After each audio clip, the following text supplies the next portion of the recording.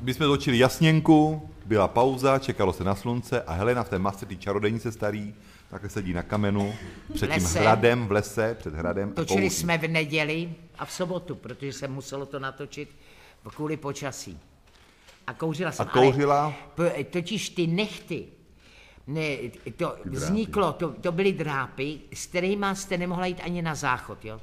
To by vám musel někdo zvednout sukni, sundat kalhoty, takže jak se ty drápy přilepily, ale jelikož to bylo vlastně neukradený, ale přemístěný lepidlo těch Američanů z toho Formana, z Amadea, co zbylo těm Američanům, to lepilo teda skvěle. No tak jsme jako nalepili ty nechty, jako tím jste se nenajedli. Ty se nakrájel sejra a takhle mi ho nabodávali s tou Blanarovičovou. Protože to i nešlo normálně třeba takhle něco vzít, to musíte ze strany.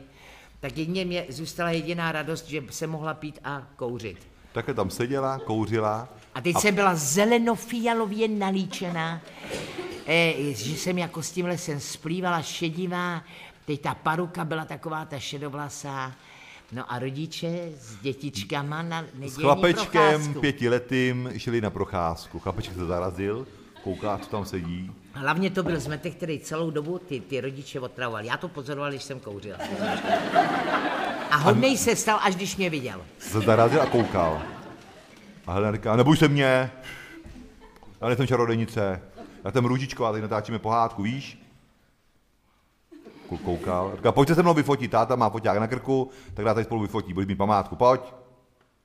Dítě váhalo, nevědělo, bálo Maminka se. už začala spát, Maminka jenom říká, aby se to... Jdi, a vedla ho, že jo, a ten šel přesně jako, tak. Že ne, tak jako, a říká, no. Jdi, a říká, Helena říká, takový velký, budeš se mě bát, pojď sem, pojď, no, teď mě sedneš, takhle vyfotí na tatínek.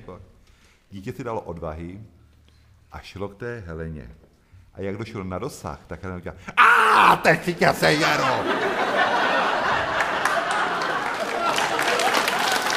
Přátelé, to dítě bylo na infarkt, to bylo bílý, zelený, modrý, fialový. To pustilo moč i trus, okamžitě, rozumíte?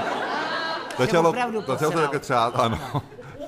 Já říkám, Heleno, ty jsi blbá, ty to začne koktat to dítě a bude se pomočovat, říká, ať si zvyká, život není peříčko.